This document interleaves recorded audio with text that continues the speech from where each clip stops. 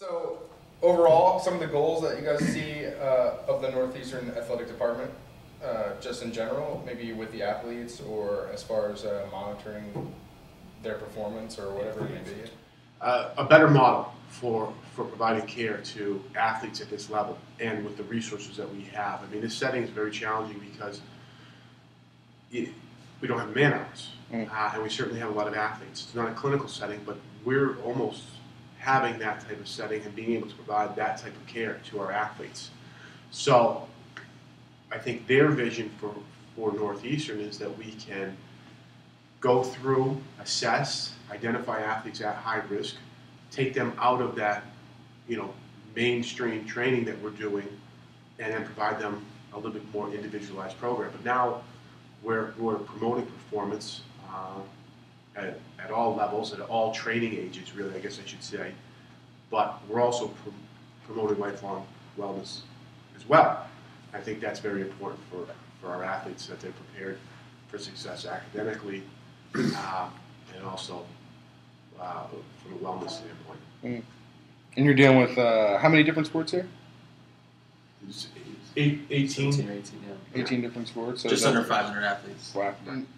While trying to manage the health and wellness and even performance of all these athletes through their careers here and maybe beyond, what are some of the challenges that you run into? Maybe just watching over them, or things you have to look out for. I know that you said man hours is one, but that's probably that's capital letters. Capital letters. Yeah, I think the one thing that we've addressed, and Dan alluded to with the new model of care that we've come up with, one challenge that all colleges that exist still is this clash between strength conditioning and sports medicine. So through our model, we've been able to integrate that. We're undergoing renovations, and we'll be open in September with a new facility that basically knocked down the wall between strength conditioning and sports medicine, and now we've replaced it with a glass wall, so we'll be able to see what the other group is doing at all times. And our care and strength conditioning is coordinated. So, the one example I always give is the squat. Well, every time people think squat, they think weight room. Well, we look at squat as a squat pattern now, and that's a pattern that everyone should be able to do through their entire life.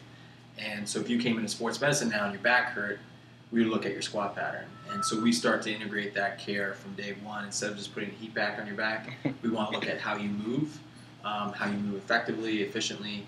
And so that starts to come into the sports medicine standpoint, where traditionally squat's always been strength conditioning. Right. And then on the strength conditioning side, they're addressing some of the discrepancies left to right, or tissue qualities or weaknesses in the strength conditioning room, which traditionally was something that happened after they got injured in sports medicine. So we've taken a real proactive approach to both our performance and care. And by them addressing some things prior, and for us addressing maybe squat prior, it gives them a bigger squat in the weight room, and it provides them with less back pain. And so the athlete's happier, and both staffs do much better with it. You're taking on this new technology, the OptoJump system. You got a 2-meter system here. You have some faith that this is going to help you out in your program or doing what you do, gathering data, managing an athlete down to the individual level, whatever it may be. But what do you see now that you've been playing with it a little bit?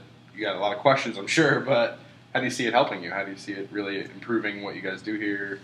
Yeah, so just over a year ago, Dan's been doing it for a while, I've been doing it a while on individual team basis, but this past year we explored utilizing our pre-participation exam and opening that up from just the traditional height, weight, blood pressure, pulse that every school does, and started to look at strength, range of motion, whole body movements, and movement patterns in general, and looked at that for all of our student athletes. And through that, we were able to identify kids that were at risk.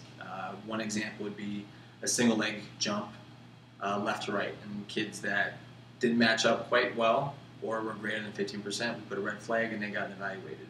At other schools, that wouldn't have taken place, and maybe that kid would have got hurt on the soccer pitch. So we took that proactive approach. What we see the OptoJump system helping us with is identifying those kids even one layer down.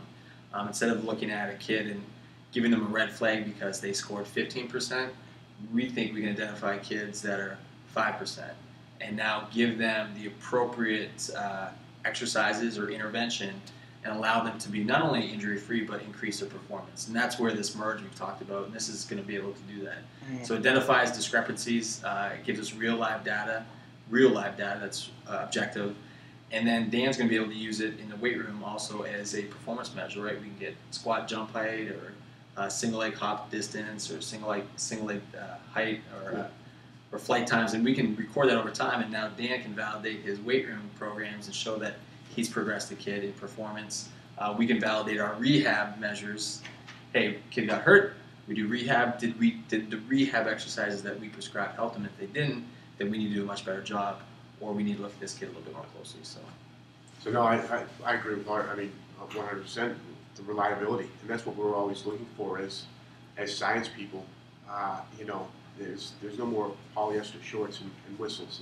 And, you know, we're not just trying to get our athletes to sweat, work hard, and move heavy weights, and being able to show and track progress in an 18 to 24-year-old athlete through other measurements besides just strength is important to us. And I think this technology allows us to do that, and allows us to do it with a great degree of accuracy. Because, you know, we've talked about this a lot, but 18 to 24 years old, you know, most of these athletes, they're getting stronger. Yeah. That's what's happening. Yeah. So for me to say, hey, look at my program, this is how good it is because your squat went up 50 pounds. Well, that should happen, and it will happen. And you know, if we have the right mindset and work habits in our athletes, strength gains are given. But this allows us to track athletic development, and I think that's really what's important. The data is going to point us in the right area to look. And you know, when you have those issues or performance limiters, there's somewhere along that kinetic chain, you know, or if it's pain, anything, you have to look above or below that joint. But the data is going to help us look in the right area a little bit, because we'll see discrepancies in the numbers, you know, whether it's flight time, whether it's contact time, whether it's power, things like that. And, you know, the video that we were looking at with our ice hockey player, he was injured, as I remember it, that's all. He had an injury. Yeah. So he had a left ankle injury the end of the year before. So the data that we were looking at a couple weeks ago was from the beginning of this past season. Yeah. So he's actually training now to prepare to play over in Europe. But looking at the data just a few weeks ago, we saw, I think, some longer contact times on the left side, and some actual lower power numbers on that left side. So looking at it a little bit more, we knew we had to look at that left leg. And I think looking at that, we could see a little bit more pronation through that left ankle, and then some things going on through the hip. And the funny thing is, that player had some issues throughout the entire season with that left hip.